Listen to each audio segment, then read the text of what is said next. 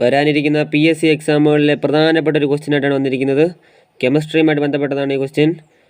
വരാനിരിക്കുന്ന village field assistant president officer, Bevco LDC, company board LGS തുടങ്ങിയ എല്ലാ എക്സാമുകളിലുമായിട്ട് പ്രധാനപ്പെട്ട ഒരു ക്വസ്റ്റ്യനാണ്.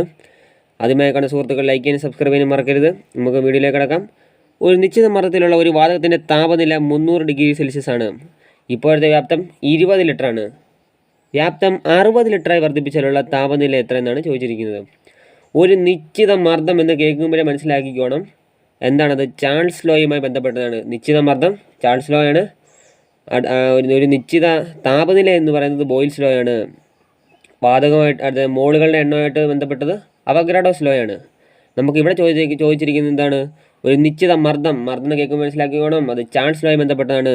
വാതകത്തിൻ്റെ താപനില നമുക്ക് വാതകത്തിൻ്റെ ആ സമയത്ത് ഒരു സമയം നമുക്ക് 2 സമയം തന്നിട്ടുണ്ട്. ഒരു സമയത്തെ താപനില നമുക്ക് T1 ആയിട്ട് പരിഗണിക്കാം. T1 എത്രയാണ് പറഞ്ഞേക്കുന്നത് T1 = 300 ഡിഗ്രി സെൽഷ്യസ് എന്ന് പറഞ്ഞേക്കുന്നു.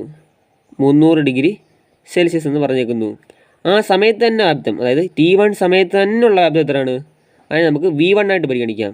ഇപ്പോഴത്തെ വ്യാപ്തം 20 ലിറ്ററാണ് പറഞ്ഞേക്കുന്നത്. അപ്പോൾ നമുക്കതിനെ V1 ആയിട്ട് പരിഗണിക്കാം. V1 = 20 litre എഴുതാമല്ലോ. ആണ് വ്യാപ്തം എത്ര നമുക്ക് എഴുതാം. അടുത്ത നോക്കാം. വ്യാപ്തം 60 ലിറ്ററായി വർദ്ധിപ്പിച്ചാൽ വ്യാപ്തം എന്താണ്, 20-ൽ നിന്ന് 60 ലിറ്ററിലായിട്ട് വർദ്ധിപ്പിക്കുകയാണ്. അപ്പോൾ നമുക്ക് അതിന് എന്താണ് കൊടുക്കാം, V2 ആയിട്ട് കൊടുക്കാം. V2 = 60 ലിറ്റർ വർദ്ധിപ്പിച്ചാലുള്ള താപനില ആ സമയത്തെ, അതായത് V2 സമയത്തുള്ള താപനില നമുക്ക് എത്ര എന്നാണ് ചോദിച്ചിരിക്കുന്നത്. അതിന് നമുക്ക് T2 എന്ന് കൊടുക്കാമല്ലോ. T2 നമുക്ക് എന്ത് കൊടുക്കാം, X എന്ന് കൊടുക്കാം.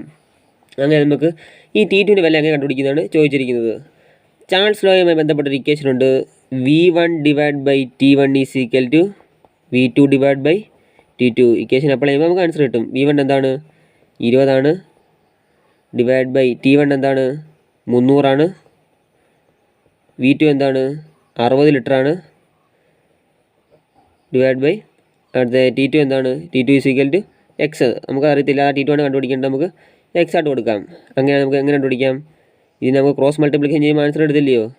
20x = 300 × 60. 300 × 60. അപ്പോൾ X = എങ്ങനെ എഴുതാൻ പറ്റും, X = 300 × 60 / 20. 60 20 300 × 3 എന്താണ്, 900 ഡിഗ്രി സെൽഷ്യസ് ആണ് ആൻസർ. അപ്പോൾ നിങ്ങൾക്ക് വീഡിയോ ഇഷ്ടപ്പെട്ടെങ്കിൽ ലൈക്ക് ചെയ്യാനും ഷെയർ ചെയ്യാനും സബ്സ്ക്രൈബ് ചെയ്യാനും മറക്കരുത്. നിങ്ങളുടെ സപ്പോർട്ട് ഉണ്ടെങ്കിൽ മാത്രമേ നമുക്ക് വീഡിയോ മുന്നോട്ട് ചെയ്യാൻ സാധിക്കത്തുള്ളൂ.